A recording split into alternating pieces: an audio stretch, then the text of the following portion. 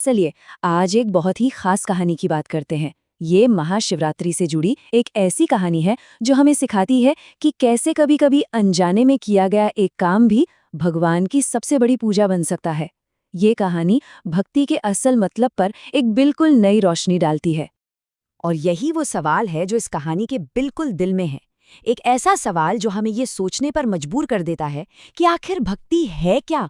कोई तय किया हुआ तरीका या फिर दिल की एक सच्ची भावना?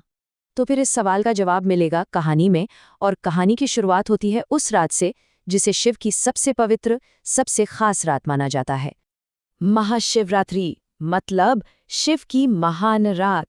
ऐसा कहते हैं कि इस एक रात में भगवान शिव की जो ऊर्जा है वो पूरे ब्रह्मांड में अपने चरम पर होती है। और हमारी कहानी का जो पूरा स्टेज है ना, वो इसी पवित्र रात में सेट है। अब कहानी में एंट्री होती है हमारे मेन कैरेक्टर की, एक बहुत ही साधारण सा शिकारी, जिसकी उस वक्त बस एक ही चिंता थी कि अपने भूखे परिवार का पेट कैसे पाला जाए। जरा सोचकर देखिए, एक गरीब शिकारी दिन भर जंगल में भटका, लेकिन हाथ कुछ नहीं लगा। घर पर उसका परिवार इंतजार कर रहा है। वो पूरी तरह से निराश हो चुका है।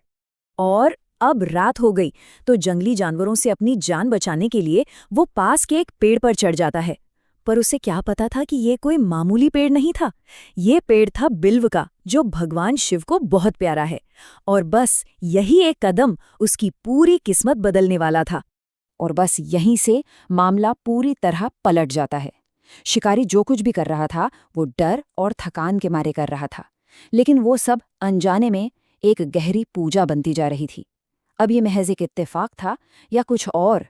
तो देखिए यहाँ पर कैसे सारी चीजें एक साथ जुड़ती हैं।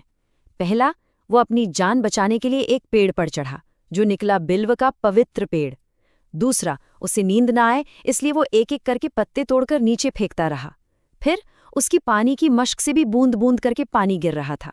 और मजे की बात यह है कि ये पत्ते और पानी सीधे नीचे अंधेरे में छिपे एक शिवलिंग पर गिर रहे थे। और ये सब कब हो रहा था? महाशिवरात्रि की रात को। मतलब कमाल का संयोग था। और हाँ, सबसे जरूरी बात, शिकारी को इस सब के बारे में कुछ भी नहीं पता था। जीरो।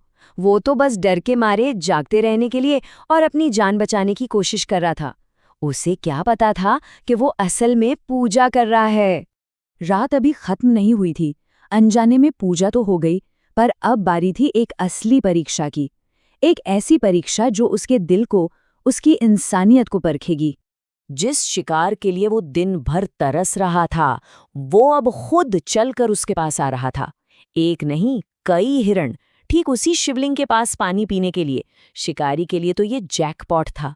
लेकिन जैसे ही वो तीर चलाने के लिए अपना धनुष उठाता, हर बार हिरन उससे मिन्नतें करते।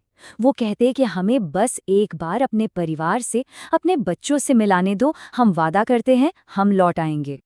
और शिकारी, जो खुद अपने परिवार के लिए ही तो ये सब कर रहा था, वो उनकी बात समझ गया।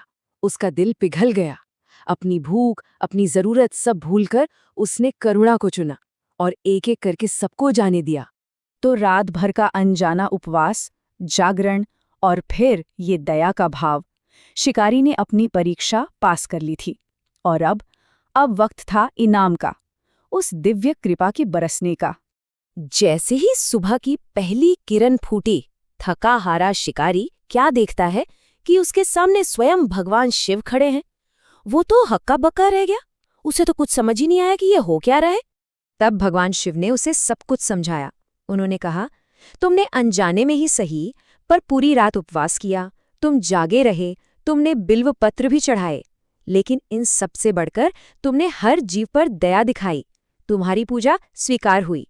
भगवान शिव ने सिर्फ उसके पाप ही माफ नहीं किए, बल्कि उसे वो सबसे बड़ा वरदान दिया जिसकी इच्छा हर कोई करता है, मोक्ष, यानी जन्म और मरण के इस चक्कर से हमेशा हमेशा के लिए आजादी।